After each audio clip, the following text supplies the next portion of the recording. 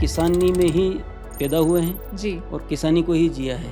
किसान समाज समाज पत्र, इसके पीछे क्या सोच थी? उत्पाद बेचने से लेकर के या सेवाएं देने से लेकर के जब किसानों के बीच जाते थे तो एक चीज़ मुझे रहती थी कि किसानों को कहीं ना कहीं जानकारी का अभाव हमेशा रहा है। जो उन्नत किसान हैं, उन्होंने किस तरीके से नई सोच अपनाई होगी जो वो एक उन्नत किसान बन सके? क्या ऐसी कोई योजनाएं बनाई है कि हम किसानों तक जाकर और उनके मुद्दों को सुनेंगे या उनके मुद्दों का कोई सोल्यूशन देंगे?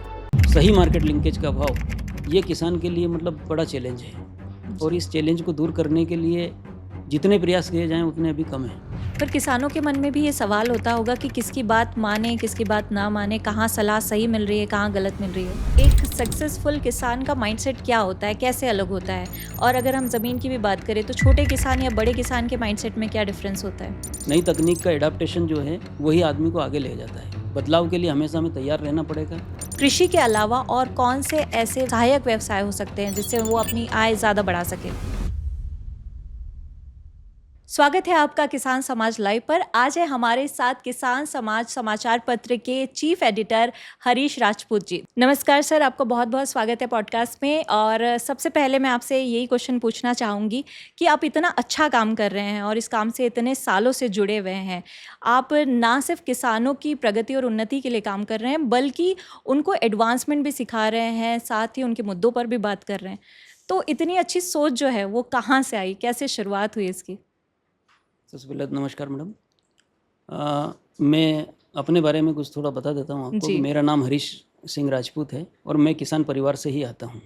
तो सोच की जहाँ आपने एक सवाल पूछा तो सोच आती है किसानी में ही पैदा हुए हैं जी। और किसानी को ही जिया है और पढ़ाई करने के बाद भी मैं किसानी से जुड़े हुए ही व्यापार में ही रहा हूँ अभी तक। मेरे पिछले 20 से 25 सालों का जो अनुभव रहा है वो किसानों से ही दिन पे दिन मेरा किसानों के साथ ही संपर्क रहा है। तो सोच हमेशा किसानों से जुड़े हुए काम को करने की, प्राणी नाम प्राणदा कृषि, इस ध्येय वाक्य को ही समझ करके काम करने की और इसी के इर्द गिर्द में जीने की एक मेरे अंदर एक सोच है और उसी सोच से हम लोग इस कृषि से जुड़े हुए व्यवसाय के अंदर हैं। और इस व्यवसाय, इस व्यापार को, इसी जीवन शैली को जीते हुए जब मैंने किसानों से मिलना शुरू किया, किसानों से चाहे वो उत्पाद बेचने से लेकर के या सेवाएं देने से लेकर के, तो जब किसानों के बीच जाते थे तो एक चीज़ मुझे रहती थी कि किसानों को कहीं ना कहीं जानकारी का अभाव हमेशा रहा है। जी बिल्कुल। उन तक एक अच्छी जानकारियाँ पहुंचने में कहीं ना कहीं गैप रहता है। तो इसी सोच से हम लोग इस किसान से जुड़े हुए किसान समाज को लेकर के मन में विचार और मंथन होता था। उन्हीं बातों को करते हुए फिर एक किसान समाज के नाम से हमने एक समाचार पत्र की 2012 में पंजीयन करवाया और उसको मध्य प्रदेश के इंदौर से ही इस अखबार का प्रकाशन हमने शुरू किया और जो कि अनवरत अभी जारी है। सर, ऐसे व्यवसाय के बारे में और अपने फ़ायदे के बारे में तो सब सोचते हैं, लेकिन कहीं पर मदद करने के बारे में लोग नहीं सोचते। जैसे आप कह रहे हैं कि किसान को एजुकेट करना, आपने उनके दर्द को समझा, आप उनसे जुड़े, उनके संपर्क में रहे, तो आपने सोचा कि मैं कैसे एजुकेट करके इनका फ़ायदा बढ़ा सकूं। तो ये सोच कैसे आप में आई? अक्सर हमने देखा है कि लोग जब खुद एजुकेट हो जाते हैं तो वो बाहर निकल जाते हैं, वो व्यवसाय और फ़ायदे के बारे में सोचने लग जाते हैं। देखिए, चूँकि मैं उसी परिवार से आता हूँ, किसानों के ही परिवार से आता हूँ, हमेशा जो मेरा जुड़ाव है वो किसानों के बीच में रहता है। जब आप किसी लोगों के बीच में जब ज़्यादा रहते हैं तो उसके बीच की तकलीफ़ों को और उनकी अच्छाइयों को और उनकी कमज़ोरियों को, हर चीज़ को आप देखते हैं। तो इसी चीज़ को मैंने उनके बीच रहते हुए ये चीज़ मुझे महसूस हुई अंदर से कि भाई जब अपन किसान हैं तो खेती करने के दौरान हमें क्या चैलेंजेस आते हैं, खेती से जुड़े हुए व्यवसाय को करने के दौरान एक व्यापारी के रूप में क्या चैलेंज आते हैं और खेती से जुड़े हुए जितने भी मतलब जो उपक्रम होते हैं उन सब की जो समस्याओं को मैं जानता और समझता हूँ, जितना मुझे मतलब जो है लोगों से मिलने का मौका मिला है। तो उस चीज़ को सोचते हुए उसी परिदृश्य के बारे में ज़्यादा से ज़्यादा जब आप उसमें रहते हैं तो उसी के बारे में विचार आप करने लगते हैं जी। तो इस सोच के पीछे उद्गम का स्थान भी किसान है जी। और मेरी कार्यस्थली भी किसान ही है। इसीलिए ये सोच और ये उपक्रम जो अभी हैं वो सारे इसी के देन हैं। पर आपकी तरह जैसे कहते हैं डॉक्टर का बेटा डॉक्टर ही बनता है, वैसे किसान का बेटा अक्सर किसान क्यों नहीं बनना चाहता? नहीं, किसान का बेटा किसान नहीं बनना चाहता, इसके पीछे अकेला किसान या किसानी जिम्मेदार नहीं है। उसके पीछे हम पूरे समाज उसके पीछे जिम्मेदार है कि एक तो सबसे पहले खेती को आप अगर देखेंगे तो खेती करने वाला जो किसान है जी। वो जब अपने बेटे के साथ में कभी भी अगर मान लो शहर के अंदर आएगा या दूसरे कोई मतलब जो है व्यवसायी से या मान लो कोई अधिकारियों से या मान लो डॉक्टर के यहाँ भी जाएगा, तो उसकी जो पृष्ठभूमि की जो मार्केटिंग है वो आज हमारी फिल्मों से लेकर के तो जो हमारे जितने भी हम लोग जितने मतलब जो दिखाते हैं सारी जो डिजिटल जी। माध्यम से लेकर के तो फिल्मों के माध्यम से, तो उसमें किसान की पृष्ठभूमि को आज से आज़ाद हुए मान लो देश को 75 साल हो गए हैं, तो 75 सालों में जितनी भी चीज़ें दृष्टिगत हो रही हैं उन सब में किसान की छवि को धूमिल बताया गया है, जी, उसे ग्लोरीफाई नहीं किया गया। ग्लोरीफाई नहीं किया गया है, जिसकी वजह से अब चूंकि वो ग्लोरीफाई नहीं किया गया है, उसके कमज़ोर तबके को आगे बढ़ा करके उसी को आपने कि एक किसान का चेहरा मान लिया और उसी को समाज का दर्पण बना करके बताया गया, जबकि किसान के जो वैल्यूज़ हैं, जो किसान परिवार के जो गाँवों के वैल्यूज़ हैं, उनको अगर हम पूरा डीपली अगर जाकर के समझेंगे, उनको देखेंगे, उस गांव में जाकर के जब आप दिन बिताएंगे, जी। वहाँ के परिवारों से, वहाँ के उन लोगों के जो संस्कार हैं, जिस तरीके से लोग किसान रहते हैं, बड़े बड़े परिवारों के अंदर 20-20, 25-25 लोगों की फैमिलियाँ एक साथ कैसे रहती है, इन सब अच्छाइयों को दिखाने की बजाय हमने उसके दर्द को, उसके संघर्ष को ज़्यादा हाईलाइट किया है, जी। उसकी गरीबी को ज़्यादा हाईलाइट किया है। जी। जबकि जीवन जीने में आज बड़े बड़े लोग कहते हैं पैसा कोई एक कारक नहीं है, केवल एक कारक केवल पैसा ही नहीं है जिससे कि आप आदमी की पर्सनालिटी को परिभाषित करो। जी। बहुत सारे दूसरे फैक्टर भी होते हैं जिनको हमें हाईलाइट करना चाहिए था, हम नहीं कर पाए। ये हमारे पूरे समाज का दोष है कि आज किसान का बेटा किसानी की तरफ जाने से थोड़ा सा कतराता है। वो एक स्टेटस सिंबल उसको बना दिया गया है कि वो एक गरीब होगा तो किसान है। जी। तो जैसे आपने कहा कि किसान का जो प्रोफेशन है उसे गरीबी से जोड़ा गया है, तो आपको क्या लगता है जो उन्नत किसान हैं उन्होंने किस तरीके से नई सोच अपनाई होगी जो वो एक उन्नत किसान बन सके? देखिए क्या होता है, जैसे जो किसान हैं अपने ही बीच में खेती करते हुए कुछ लोगों के, जैसे हो सकता है कि कोई किसान का जो संपर्क है वो किसी कृषि विशेषज्ञ से, किसी मार्गदर्शक के साथ में जुड़ गया और उसके बाद उसको कोई प्रेरणादायक ऐसा कोई वाकया मिल गया या उसके द्वारा ऐसा कोई ज्ञान उस किसान ने ले लिया और उसको उसने अपने अंदर, अपनी खेती के अंदर, अपने कृषि व्यवसाय के अंदर उसने अपने आप को इम्प्लीमेंट करने की दिशा में लगा दिया, तो वहाँ से उसके परिवर्तन की शुरुआत होती है। कई सारे किसानों से, जैसे मैं कई जगह पे जाता हूँ तो किसानों से मिलता हूँ और मैं ऐसा कोई मौका नहीं छोड़ता जिसमें कोई अच्छी खेती करने वाला या अच्छी बागवानी करने वाले किसान से मिलने का कोई समय छूटे। तो उन लोगों के पीछे, उन लोगों की सफलता के पीछे कहीं न कहीं किसी न किसी वरिष्ठ मार्गदर्शक का रोल रहता है और वो जो रोल बनता है उसके पीछे मैं कहीं न कहीं मीडिया को माध्यम मानता हूँ या कोई ना कोई संचार माध्यम से ही वो उन सब लोगों से जुड़ता है। शासन के जैसे मान लो एक्सटेंशन प्रोग्राम होते हैं उनके माध्यम से वो संपर्क में आता है और उसकी सोच बदलना शुरू होती है। फिर उसके बाद एक कारवा वो अपनी फसलों के अंदर मतलब जो है लेके चलता है और नए नए प्रयोग करके अपने आप को सफल बनाता है। किसान समाज पत्र, इसके पीछे क्या सोच थी? देखिए, किसान समाज समाचार पत्र के पीछे जो सोच थी, जो मैंने आपको बताया कि मैं जैसे 2008 से मैं इस कृषि व्यवसाय में हूँ, मतलब 2008 से क्या बल्कि मैं सन 2000 से ही मतलब जो किसानों के बीच में हूँ। उसके बीच में ये जाहिर सी बात है मैं गाँव से ही मतलब जो है एक ये छोटा सा व्यवसाय मैंने शुरू किया किसानों के बीच में उत्पाद बेचने का और उनके बीच में जुड़ने का। फिर 2008 से मैंने इंदौर में आने के बाद थोड़ा सा उसको ऑर्गेनाइज़ करके उस काम को शुरू किया। तो जब से मैं किसानों से मिल रहा था उसी दौरान में मैंने जैसे अभी बताया आपको कि किसानों से मिलने के बाद एक ही चीज़ की फील मुझे होता था कि कहीं ना कहीं जानकारियों का अभाव है। इन जानकारियों को हम कैसे उन तक प्रेषित कर सकें, उसके पीछे माध्यम, चूँकि पूरा ज्ञान मुझे भी नहीं है तो मैं अकेला और मेरी एक सीमा है जी। तो जो संचार के माध्यम है वो तो अखबार के अलावा उस समय में कुछ थे नहीं। जी। तो अखबार का एक निर्णय लेना, फिर मैंने 2011 से मतलब प्रयास शुरू करे कि ये अखबार कैसे मतलब जो पंजीयन के लिया जाता है, कैसे लोगों अखबार चला रहे हैं जी। तो कई सारे संपादक लोगों से मिला, कई सारे वरिष्ठ जो अपने कृषि के जानकार थे उन लोगों से मिले। तो जैसे शोध पत्र बनाते हैं कुछ लोग क्या लिखते हैं, लेकिन उनको बताएं कैसे, तो बताने के लिए फिर उन्होंने बताया कि इसके लिए तो आपको एक समाचार पत्र का पंजीयन करवाना पड़ेगा। जी। तो मैं दिल्ली गया, वहाँ पर मैंने RNI का जो दफ्तर था वहाँ के चक्कर काटे, करीबन 4-5 बार मैं वहाँ दिल्ली RK पुरम में जो RNI का दफ्तर था वहाँ भी गया।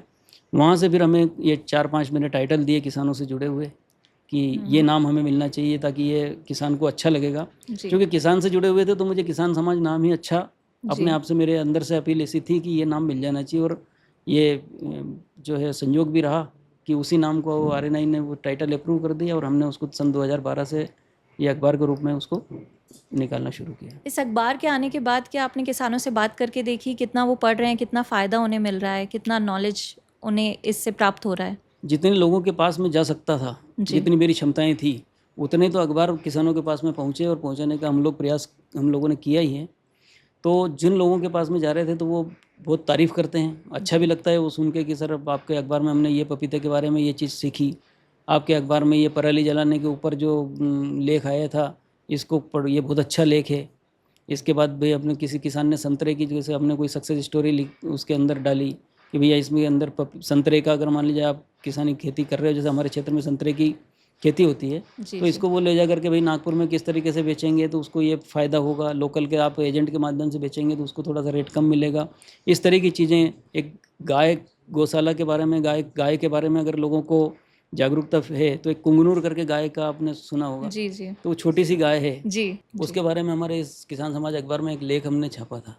तो हमें कई जगह से बाहर से लोगों के फ़ोन आने चालू हुए, जब ये गाय ऐसी होती है क्या, क्योंकि उस समय में जैसे मैं बात कर रहा हूँ 2016-17 की, जी, तब तो सोशल मीडिया का ज़माना नहीं था उतना इतना। नहीं हाँ, था। हाँ, तो लोगों के फ़ोन आते थे, जो लैंडलाइन नंबर था उस पे, जी।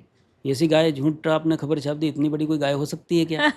फिर हमने उनको एक जो थोड़ा बहुत जो डिजिटल मीडिया से हमको जिस किसान से ये जानकारी मिली थी, जी, उस किसान से हमने बात करके उसका वीडियो बना हुआ करके उससे बुलवाया।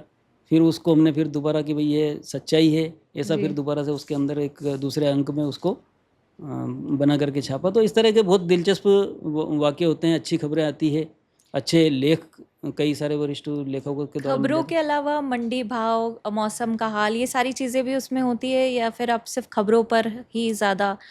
नहीं, हम एक मंडियों के बारे में हम लोग चूँकि पाक्षिक अखबार है, जी, तो मंडियों के रेट हम लोग लाइव उसमें अपडेट कर नहीं सकते हैं। जी, तो हम लोग एक परिप्रेक्ष्य देते हैं उसके अंदर कि भाई बाज़ार भाव क्या रहेगा, कौन-सी फसल को लगाने से किसान को मतलब जो आने वाले समय में फ़ायदा हो सकता फ़ायदा है। हो सकता है। इस फसल, जैसे आज जो मौसम चल रहा है, इस मौसम में कौन-सी फसल वो लगा रहा है, तो उसके बारे में उसकी देख-रेख किस तरीके से की जाए, ऐसे आलेख उसके अंदर छापते हैं। और साथ ही इस समय के अंदर जैसे मान लो निर्माण कार्य, मान लो रोडों के चल रहे हैं, तो ग्रामीण विकास से संबंधित कुछ चीज़ उसके अंदर हम लोग खबरें डालते हैं। कुछ किसानों के जो वक्तव्य आते हैं, इस तरह का अखबार के अंदर चीज़ें रहती सर, हैं। सोशल मीडिया का ज़माना है, तो समाचार पत्र से आगे अब आपने क्या सोचा है और कैसे इस चीज़ को आगे हम बढ़ा रहे हैं? देखिए, डिजिटल मीडिया, सोशल मीडिया आज पूरे देश में हर व्यक्ति के हाथ में आपको मोबाइल जी, जी, दिखेगा, एंड्रॉयड फ़ोन दिखेगा, और वो सारी ताकत जो है वो इस सोशल मीडिया और डिजिटल मीडिया के डिजिटल में। माध्यम से चल रही है। तो किसान समाज अखबार को चलाते चलाते कई बार हमें ये महसूस हुआ, जैसे अभी मैं आपको इसके बीच में एक जोड़ना चाहता हूँ कि ये सब करते हुए भी 2023 में इंदौर में के कृषि महाविद्यालय में हमने 2023 में किसान समाज के बैनर के तले जी, बीएचएम कृषि ज्ञान, इसकी हमारी एक संस्था है, उसके माध्यम से मालवा किसान मेला, जिसके अंदर की करीबन 5 से 7 हज़ार किसानों का हमने यहाँ पर एक समूह इकट्ठा किया। उसके अंदर 200 से 230 के आसपास कंपनियाँ और जो खाद्य प्रसंस्करण वाले जो दुकानदार होते हैं, जी, कंपनियाँ होती हैं, सीड की कंपनियाँ, फर्टिलाइज़र पेस्टिसाइड की कंपनियाँ, इक्विपमेंट की कंपनियाँ, इन सब ऐसे करके 230 के आसपास मतलब हम लोगों ने उस समय में यहाँ पर स्टॉल आयोजित किए। 5 से 7 हज़ार किसानों का उसमें समागम हुआ, और करीबन 25-30 एक्सपर्ट कृषि के और कई सारे राजनेता जैसे सांसद, विधायक, मंत्री, कृषि मंत्री, इन सब लोगों को हम लोगों ने उसमें आमंत्रण किया, और किसानों को एक ही मंच पे लाने का एक जो प्रयास उस समय हमने 2023 में किया, जी, तब हमें लगा कि लोगों को एक साथ जोड़ने का कोई भी प्रयोजन इसमें करना चाहिए। जी, तब से हमने किसान समाज का फिर एक यूट्यूब चैनल बनाया उस समय में। हालांकि वो चूँकि जानकारियों का अभाव, क्योंकि हम भी खुद डिजिटली उतने मतलब जो एक्सपर्ट नहीं थे, तो हमें उस समय में मतलब वो उतना फैल नहीं पाया। जी, फिर अभी ये सब इन चीज़ों के बीच में भी किसानों की लगातार डिमांड है कि भाई हमें 15 दिन में तो अखबार मिले। जी, उसके बाद अगर मान लो कोई दृश्य बदल गया, तो बिल्कुल, कोई ना कोई चीज़ हमें ऐसी तकनीकी या जानकारियों का या इनका मार्गदर्शन का जो है हमें लाइव चाहिए। जी, तो फिर ये किसान समाज लाइव, उसी की प्रेरणा से हम लोगों ने अभी शुरू किया है, जिसके अंदर किसानों को केवल खबरें नहीं दिखाई जाएगी, तकनीकी मार्गदर्शन, विशेषज्ञों की सलाह, और जो जितने भी उन्नतिशील सक्सेसफुल किसान हैं, जी, जिन्होंने अपने जीवन में अपने क्षेत्र के अंदर कुछ किया है, ऐसे लोगों को हम उनके खेत पर जाकर या उनको स्टूडियो में बुलाकर या किसी भी लाइव जगह पे उनकी सक्सेस स्टोरी को हम किसानों तक भेजना चाहते हैं। ये हमारा इस किसान समाज ताकि लाइव का दूसरे किसान भी प्रेरित हो सके। प्रेरणा ले सकें। पर सर क्या आपको लगता है कि किसान अभी भी डिजिटली इतना स्मार्ट हो पाया है कि वो ये सारे डिजिटल प्लेटफॉर्म यूज़ करके उनका फ़ायदा ले सक रहा है?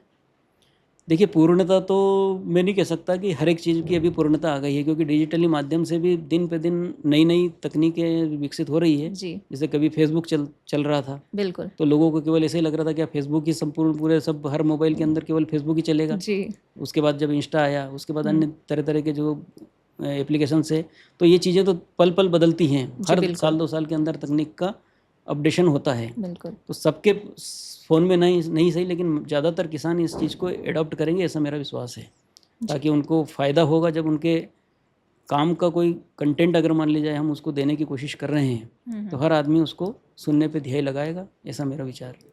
सोशल मीडिया और डिजिटली तो हम उन लोगों को कनेक्ट करने की कोशिश कर रहे हैं। इसमें आपने क्या कुछ ऐसा प्लान किया है, क्या ऐसी कोई योजनाएँ बनाई हैं कि हम किसानों तक जाकर और उनके मुद्दों को सुनेंगे या उनके मुद्दों का कोई सॉल्यूशन देंगे? देखिए, डिजिटली तो हम लोग जो किसानों से कनेक्ट भी हो रहे हैं, फिजिकली भी हम लोग किसान समाज के माध्यम से, और हमारी एक पहल है बीएचएम एग्री मार्ट के नाम से। जी, इस बीएचएम एग्री मार्ट नाम से जो अपना हमारा जो एप्लीकेशन है, इस एप्लीकेशन को हम किसानों को मोबाइल के अंदर इंस्टॉल कराने के लिए हमने, और उनको सलाह देने के लिए कि खेती में आपको जो समस्याएं आ रही है, जी, या खेती में आपको कोई उत्पाद की आवश्यकता है, या आपने कोई अपना जो फसल का उत्पादन लिया है, जी, इसको आप बेचना चाहते हो, घर से बेचना चाहते हो, आपको बाज़ार में नहीं जाना, मंडियों के चक्कर नहीं लगाना है, तो एक व्यापारी के ऊपर निर्भरता नहीं रखनी है, तो आप उस एप्लीकेशन के माध्यम से कई सारे व्यापारियों से अपने उत्पाद बुला सकते हैं। कई सारे व्यापारियों को अपने उत्पाद के बारे में अपना रेट बता करके कि भाई मेरे पास में अगर मान लीजिए गेहूँ है, 100 बोरा मेरे पास में गेहूँ है, या मेरे पास 100 बोरा अगर मान लो गोभी है, उसका मेरा ये प्राइस है, मैं इसको 10 रुपये किलो में बेचना चाहता हूँ। अपना वो लागत का अर्थशास्त्र लगा के वो अपना निकालेगा कि मेरी प्राइस 10 रुपये किलो की है, और उसको उस एप्लीकेशन पे डाल देगा, और जितने लोग उस पे पंजीकृत हैं, जी, सारे जी। व्यापारियों के पास में वो प्राइस पहुँचेंगे। क्षेत्र के जिस भी व्यापारी को उसमें इंटरेस्ट आएगा, वो उस पे बिड करके और अपना संपर्क स्थापित करेगा। तो हम किसान को उसके हाथ में उसके मोबाइल में मंडी दे रहे हैं एक तरह से। जी हाँ, प्रयास यही है जी, कि किसान को किस तरीक़े से कैसे मार्केट का लिंकेज प्रदान किया जाए। जी। क्योंकि आज जितना मैंने अभी तक बाज़ार को समझा है, हुँ, हुँ। कृषि से जुड़े हुए बाज़ार को समझा है, मार्केट लिंकेज का अभाव, सही मार्केट लिंकेज का अभाव, ये किसान के लिए मतलब बड़ा चैलेंज है। और जी, इस चैलेंज को दूर करने के लिए जितने प्रयास किए जाएँ उतने अभी कम हैं। जी। तो किसान समाज डिजिटल प्लेटफ़ॉर्म का आगे का क्या प्लान है, क्या योजनाएँ हैं? किसान समाज डिजिटल प्लेटफ़ॉर्म का एक ही प्लान है कि सबसे पहली चीज़ तो ये नॉन प्रॉफ़िट में इसको चलाने का उद्देश्य इसको लेकर के चला हूँ। जी, इसमें मैं किसानों से जुड़े हुए जितनी भी फ़ील्ड हैं, जी। चाहे वो बागवानी हो, हुँ, चाहे वो इनपुट्स हो, किसान की ज़रूरत हो, चाहे वो फर्टिलाइज़र्स को ज़रूरत हो, या उसको सलाह की ज़रूरत हो, या नई टेक्नोलॉजी की ज़रूरत हो, ड्रोन के बारे में उसको समझना है, मिट्टी हुँ। परीक्षण के बारे में किसान को समझना है। जी, हर तरह का कंटेंट जो किसान को चाहिए, जो जानकारी किसान को चाहिए, जो तकनीक किसान को चाहिए, जो आज विदेश के किसान को जो चीज़ें सुलभ हैं, हुँ, वो हुँ, मेरे देश के किसान को किस तरीके से सुलभ हो सकती है, ये हुँ, हुँ। सारे प्रयास इस किसान समाज लाइव के माध्यम से करने का मेरा उद्देश्य है। और यही ध्येय से जितने भी तकनीकी रूप से जो सलाह मुझे मिलेगी कि ये टेक्नोलॉजी किसान के लिए लाभदायक होगी, मैं उस टेक्नोलॉजी को के बारे में जानकारी किसान तक पहुंचाने के लिए इसमें प्रयास किए जाएंगे। तो सर हम किसानों को फ़ायदा देने की बात कर रहे हैं, उनकी उन्नत तकनीकी सिखाने की बात कर रहे हैं, लेकिन उन्हें सबसे ज़्यादा नुकसान कहाँ हो रहा है? देखिए, किसान को नुकसान हो रहा है गलत सलाह से, गलत जानकारी से, जी, और गलत उत्पादों के चयन से। यदि किसान सही सलाह को मानेगा, विशेषज्ञों की सलाह को मानकर खेती करेगा, मौसम वैज्ञानिकों की सलाह मान कर के अगर मान लिया जाए समय का निर्धारण करेगा, जी, बोवनी से लेकर के हर एक एक्टिविटी का, तो उसका नुकसान कम होगा। गलत समय पर अगर किसान कीटनाशकों का स्प्रे करता है, जी, गलत मात्रा में स्प्रे करता है, या गलत उत्पाद का यानी नकली उत्पादों का अगर मान लो किसान स्प्रे करता है, जी, तो उसको ये सब नुकसान हो रहे हैं। इसके लिए उसको अपना माइंडसेट बदलना पड़ेगा। किसान को सुनना होगा, लोगों की बातों को सुनना होगा, जानकारियों को हासिल करने के लिए थोड़ा अग्रेसिव रहना पड़ेगा। तो कई सारे चैनल्स हैं, कई सारे सरकार के प्रयास भी ऐसे चल रहे हैं कि वो किसानों को एजुकेट करें। बहुत सारे मानक रूप से बने हुए जो निर्धारण विशेषज्ञों ने बनाए हैं, संस्थाओं ने बनाए हैं कि इस कैटेगरी का ही कीटनाशक को इस स्टेज के अंदर उपयोग करना चाहिए। वो सारी चीज़ें मतलब गलत सलाह से स्प्रे ना करें, मनमानी ना करें, क्योंकि अंधाधुंध प्रयोग हमेशा नुकसान देता है। पर किसानों के मन में भी ये सवाल होता होगा कि किसकी बात माने, किसकी बात ना माने, कहाँ सलाह सही मिल रही है, कहाँ गलत मिल रही है। देखिए, सलाह के लिए हमारी सरकार भी कई सारे प्लेटफॉर्म बना चुकी है, जी जिसमें ग्रामीण कृषि विस्तार अधिकारी सरकार ने नियुक्त किए हैं।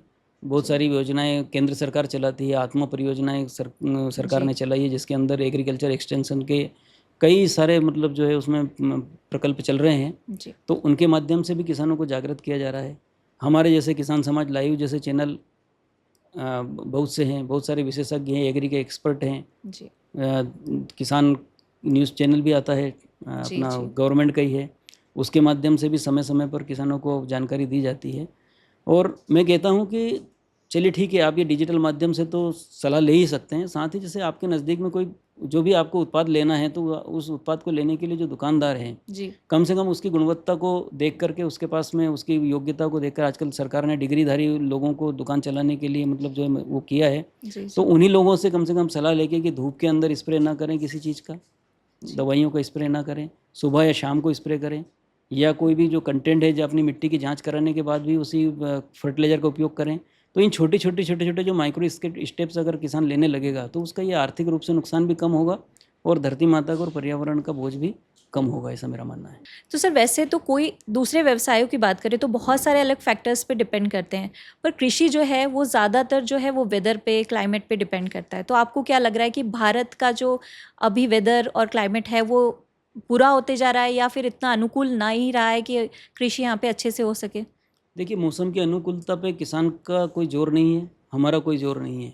मौसम जिस तरीके से जो प्रकृति की स्थितियाँ रहेगी उसके हिसाब से बदलता है। जी अब किसान को अपना नुकसान से बचने के लिए, उसके लिए एक आसरा है कि वो तकनीक का सहारा ले। मौसम वैज्ञानिकों ने आजकल एआई के माध्यम से पूरा प्रेडिक्शन मिल जाता है बिल्कुल कि कब बारिश होने वाली है, कब नहीं होने वाली है। साथ ही अगर मान लीजिए बारिश होने वाली है और ऐसी मजबूरी आ जाती है कि खेत में अगर मान लीजिए फसल पड़ी हुई है और 2 दिन बाद बारिश का अलर्ट है, क्या किया जाएगा किसान को? तो उसमें यंत्रीकरण एक ऐसा माध्यम है जी जिसके माध्यम से वो बड़े काम को भी जल्दी से समेट सकता है। स्प्रे करना है, 2 दिन बाद बारिश आने वाली है, तो ड्रोन स्प्रे उसके लिए एक बहुत अच्छा माध्यम है। ड्रोन्स का कितना उपयोग हो रहा है अभी किसानी में?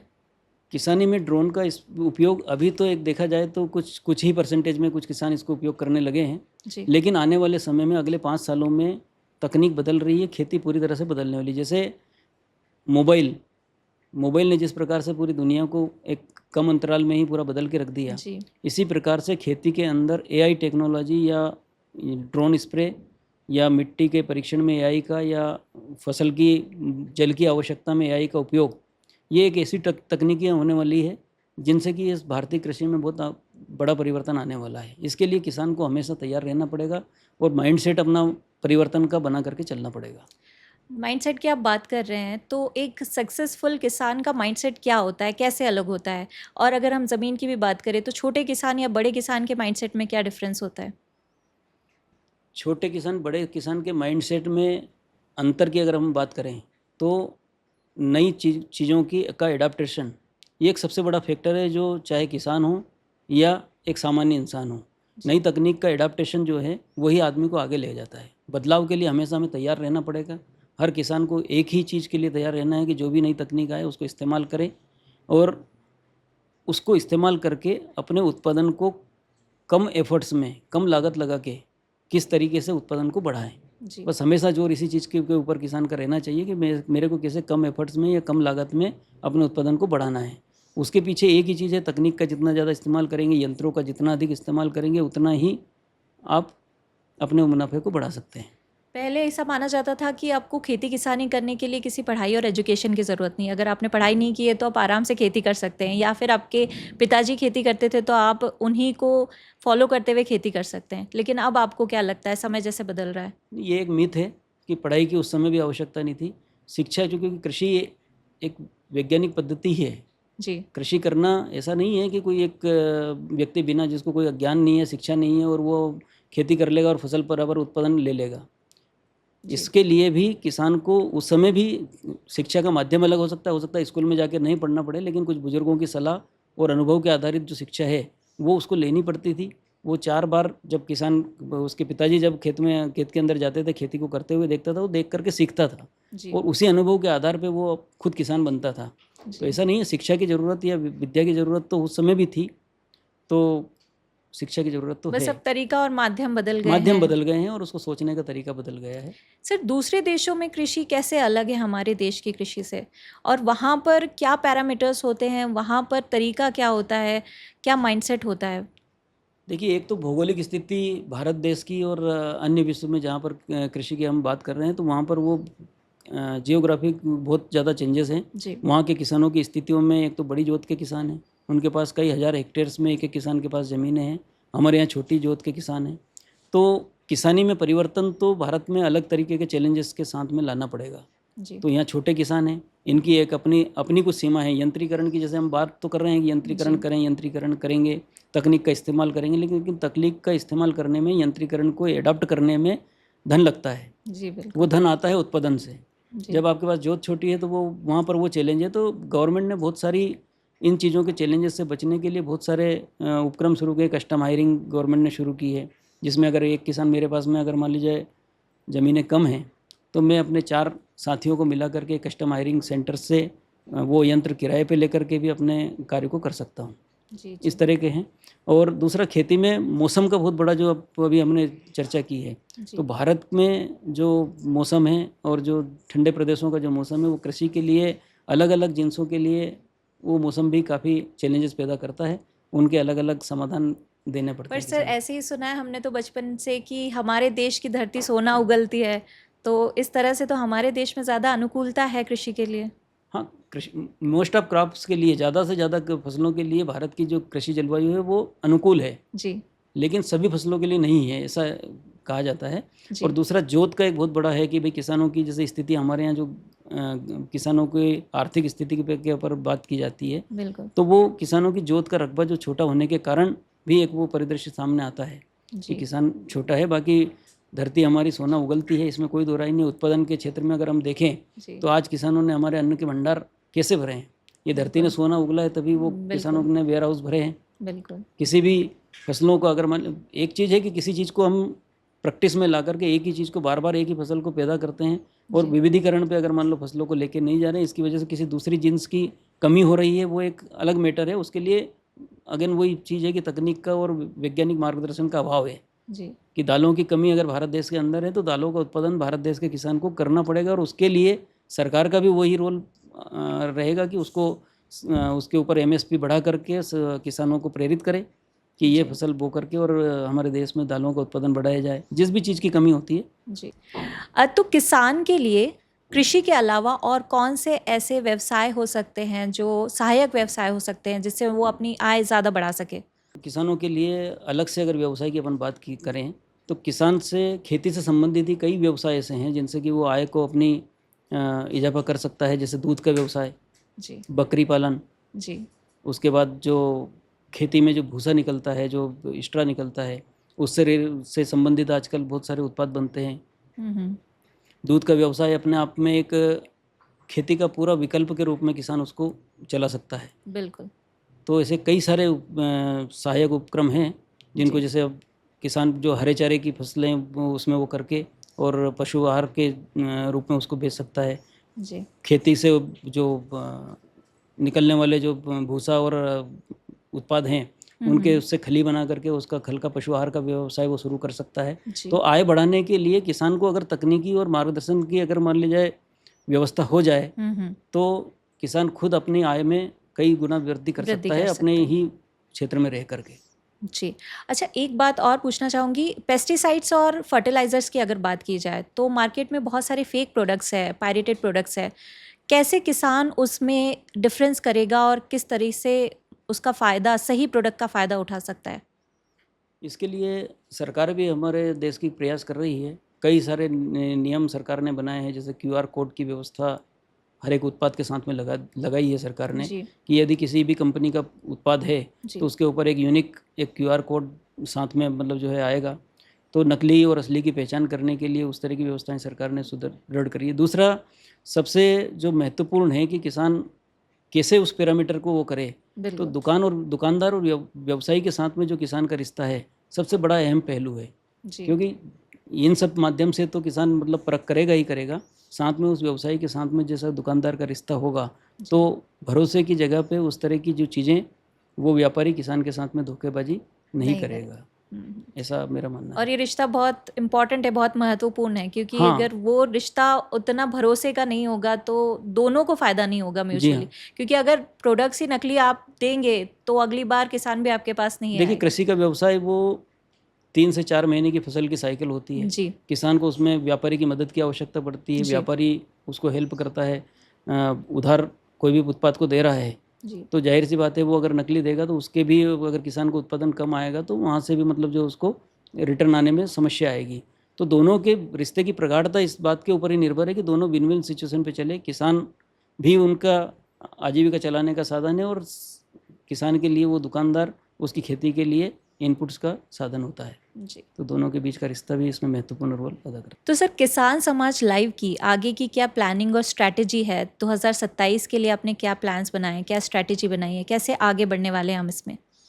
किसान समाज के माध्यम से हम किसानों को मार्केट इंटेलिजेंस, ग्राउंड रियलिटी और एक्सपर्ट की सलाह, जी ये जितनी बेहतर तरीके से, जितनी गहराई से हम लेके आ सकते हैं, उतना हमारा प्रयास होगा कि उनको पूरा मार्केट की जो इंटेलिजेंस है, बाज़ार के बारे में उसकी समझ बढ़ाने के, मार्केट लिंकेज बढ़ाने के लिए हमारे द्वारा बहुत सारे प्रयास, बहुत सारे एक्सपर्ट को, बहुत सारे व्यवसायियों को हम ला करके यहाँ पर किसानों को मार्गदर्शन दिलाने के ऊपर प्रयास करेंगे। जी किसानों को ला करके यहाँ पर प्रयास किया जाएगा, कृषि विशेषज्ञों को लाकर, और किसान नेताओं को भी हम ला करके इसके अंदर जोड़ेंगे, ताकि किसानों की समस्याएं जितनी बेहतर तरीके से उसको एड्रेस करेंगे किसान नेता, जी जी उतना मतलब जो है किसानों के लिए आगे पॉलिसी बनने में और इन सब चीज़ों में हेल्प होगी। ऐसा मेरा किसान समाज लाइव के माध्यम से प्रयास रहेगा। तो हम किसानों से कैसे उनके मुद्दे शेयर करने वाले, कैसे बात करने वाले हैं, डिस्कस करने वाले हैं इस बारे में?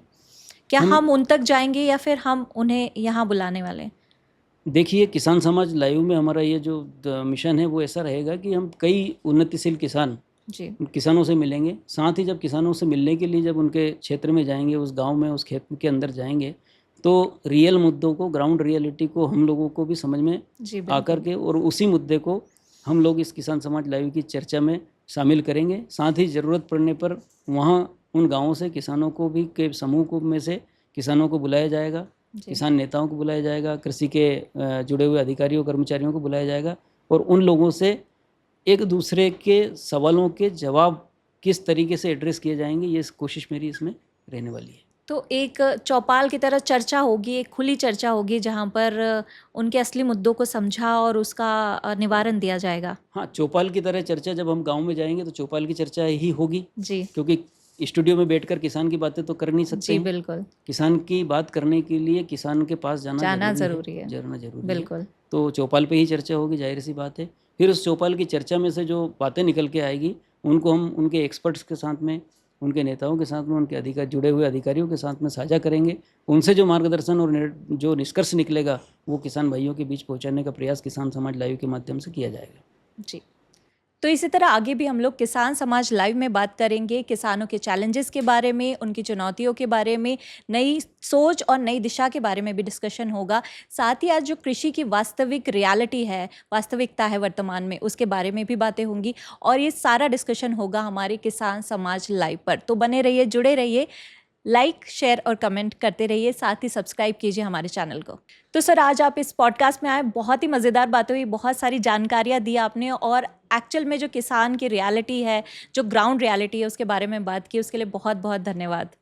किसान समाज लाइव में हमारा प्रयास केवल खबरें दिखाना नहीं रहेगा, इसमें हम कृषि को मजबूत परिदृश्य में किस प्रकार से किसानों की समस्याओं को लाइव समाधान दे सकें, इस तरह हमारा प्रयास रहेगा। भारत का किसान मजबूती से खड़ा रहे और अपनी आत्मगौरव को महसूस करे, यही किसान समाज लाइव का उद्देश्य है।